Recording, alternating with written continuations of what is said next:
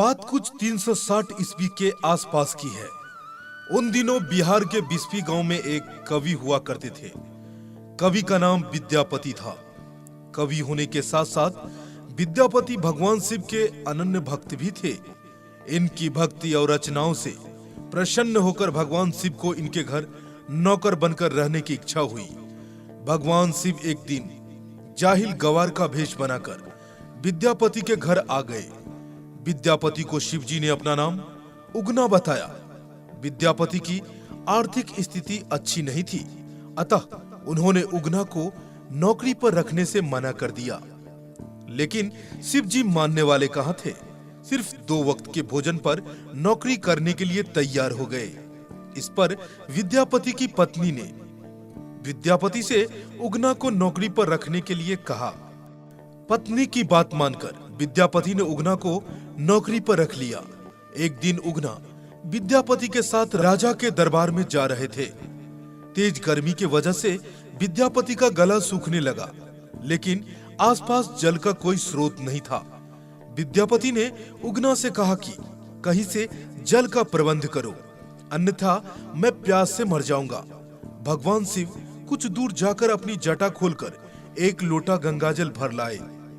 विद्यापति ने जब जल पिया तो उन्हें गंगाजल का स्वाद लगा और वह आश्चर्यचकित हो उठे।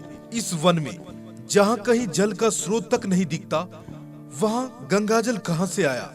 वह भी ऐसा जल जिसका स्वाद गंगाजल के जैसा है। कवि विद्यापति को उगना पर संदेह हो गया कि यह कोई सामान्य व्यक्ति नहीं बल्कि स्वयं भगवान शिव हैं। अतः उगना से उसका वास्तविक परिचय जानने के लिए जिद करने लगे। जब विद्यापति ने उगना को शिव कहकर उनके चरण पकड़ लिए, तब उगना को अपने वास्तविक स्वरूप में आना पड़ा। उगना के स्थान पर स्वयं भगवान शिव प्रकट हो गए। शिव ने विद्यापति से कहा कि मैं तुम्हारे साथ उगना बनकर रहना चाहता हूँ, परंतु इस बात को कभी किसी से मेरा वास्तविक परिचय मत बताना। विद्यापति को बिना मांगे संसार के ईश्वर का सानिध्य मिल चुका था। इन्होंने शिव की शर्त को मान लिया। एक दिन विद्यापति की पत्नी सुशीला ने उगना को कोई काम दिया। उगना उस काम को ठीक से नहीं समझा और गलती कर बैठा। सुशीला इससे नाराज हो गई और चूल्हे से जलती लकड़ी निकालकर लगी शिवजी की पिटाई करने। विद्यापति ने जब यह दृश्य देखा तो अनायास उनके मुंह से निकल पड़ा कि ये तो साक्षात भगवान शिव हैं। इन्हें जलती लकड़ी से मार रही हो।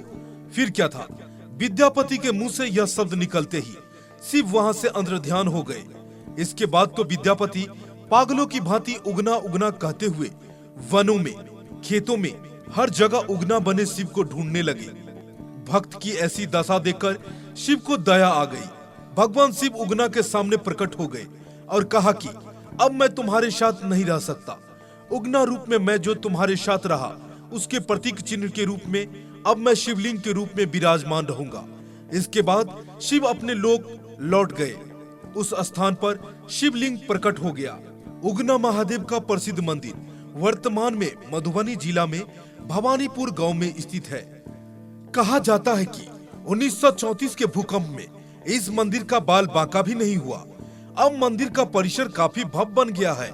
मुख्य मंदिर के अलावा परिसर में यज्ञशाला और संस्कारशाला भी बनाई गई है।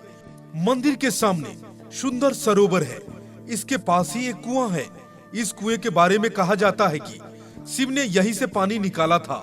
काफी श्रद्धालु इस कुएं का पानी पीने के लिए यहाँ आते हैं। मधुबनी विधानसभा क्षेत्र में यह गांव आता है। गांव में 1954 का बना हुआ हाई स्कूल है। गांव में सड़कें भी काफी अच्छी है। मंदिर के पास एक छोटा सा बाजार है जहां खाने पीने के लिए भी मिल जाता है। दरभंगा से सकरी होकर मधुबनी जाने वाली रेलवे लाइन पर उगना हल्ट पड़ता है। अगर यह वीडियो आपको पसंद आई हो तो इसे प्लीज लाइक शेयर करना ना भूलें और कमेंट के माध्यम से हमें जरूर बताएं। और इसी तरह के ढेर सारे अपने मनपसंद के वीडियो देखने के लिए हमारे YouTube channel AM film production by Deepak Deewana को सब्सक्राइब करें और देखते रहे।